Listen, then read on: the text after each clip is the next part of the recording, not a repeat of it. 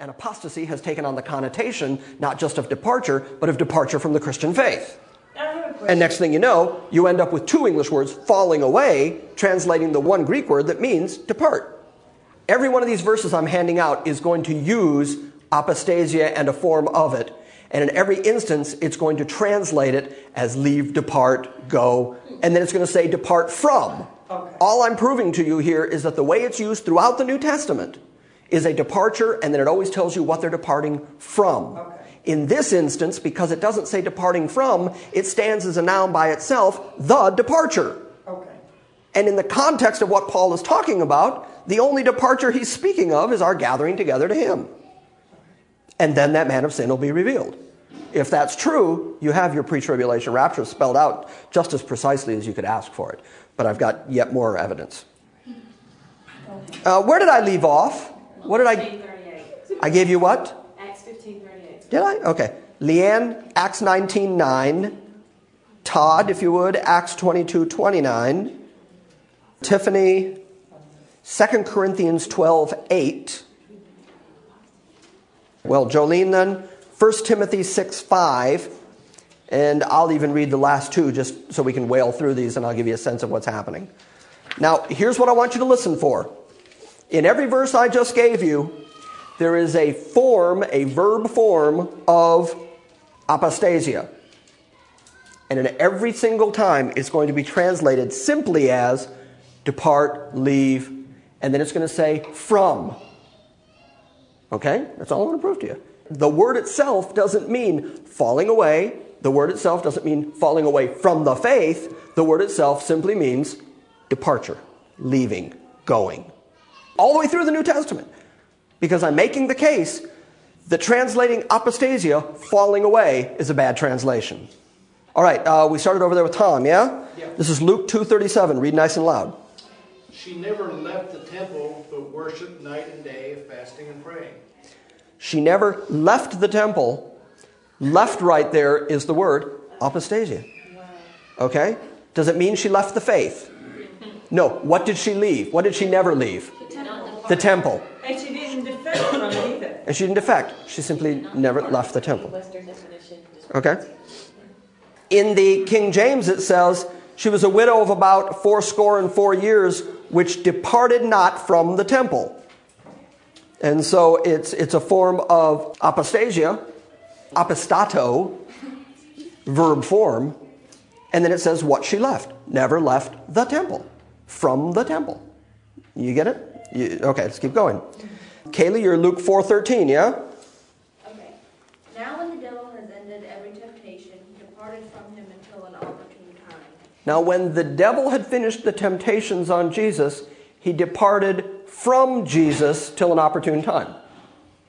That's the same word. Apostato. Verb form of apostasia. He departed from Jesus. Megan, you've got Luke 13:27. But he shall say, I tell you, I know you not whence you are. Depart from me, ye all workers of iniquity. Okay, depart from me. See the depart from? There's always a from. In every one of these instances, the word apostasia only means the departure itself. Then it says from what? Are you getting a feel for this? Because I'm going to say again, when you get to 2 Thessalonians 2:3, and he says, first there comes a departure, he doesn't say from what. And because he doesn't say from what, it's bad translation to say from the faith. Because Paul didn't say it. Instead, he said the departure comes first. Libby, you've got Acts 5:37 and 38. I gotta get down here. After this man rose up Judas of Galilee in the days of the taxing and drew away much people after him. Same word. In that case, he drew away many people. Another form of apostasia. Keep going, because it shows up again. Okay. He also perished, and all, even as many as obeyed him, were dispersed. Nope, keep going. Oh, darn. And now, I say unto you, refrain. Refrain from these men. From these men. There's the from. Refrain, depart from these men. There's the from. Same word. So refrain was it? Yeah, there it's translated refrain. Same word. So again, are you getting a sense of how this word is translated? It's depart, refrain, separate yourself, but there's always a from this. Jennifer, Acts 12:10. And when they had passed the first and second guard, they came to the iron gate that leads into the city, which opened for them by itself. And they went out and went along one street, and immediately the angel departed from him. And immediately the angel what? Departed from him. Okay, departed from. See it? Same thing, same word. That's the way the word is used every single time in the New Testament. Melissa, I think you're Acts 15:38. But Paul thought not good to take him with them, who departed from them from Pamphylia. and went not with him to the work. Okay, who departed from what? From him. Who departed from him? Are you getting a feel for this? Okay. Acts 19:9. 19:9. But when some were hardened and did not believe, that spoke evil of the way before the multitude, he departed from them and withdrew the disciples, reasoning daily in the school of Tyrannus. Okay, he departed from them. There's the from. Every time the word shows up, it has a from attached to it. And then I think, Todd, you've got Acts 22:29. Then immediately those who were about to examine him withdrew from him, and the commander, who was also afraid after he found out that he was a Roman, because he had bound him. Then straightway they departed from him which would have examined him. Departed from. And then 2 Corinthians 12:8. I think that's you, Tiffany. Concerning this, I pleaded with the Lord 3 times that it might depart from me. Same thing, that it might depart. There's Paul's use of the word, that it might depart from me. I'll read the last two here for you. Paul says, perverse disputing, this is 1 Timothy 6:5. Perverse disputings of men of corrupt mind and destitute of the truth, supposing that gain is godliness. From such, withdraw thyself. Same thing. Depart, withdraw yourself from them. From them, withdraw. Same word. Nevertheless, this is 2 Timothy 2:19. Nevertheless, the foundation of God stands sure, having this seal: the Lord knows them that are his. And let every one of you that names the name of Christ depart from iniquity. Same word, depart from.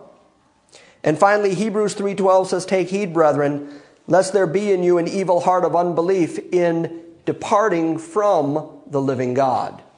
Now, for the first time, we see departure from the living God, but it still has the from in it.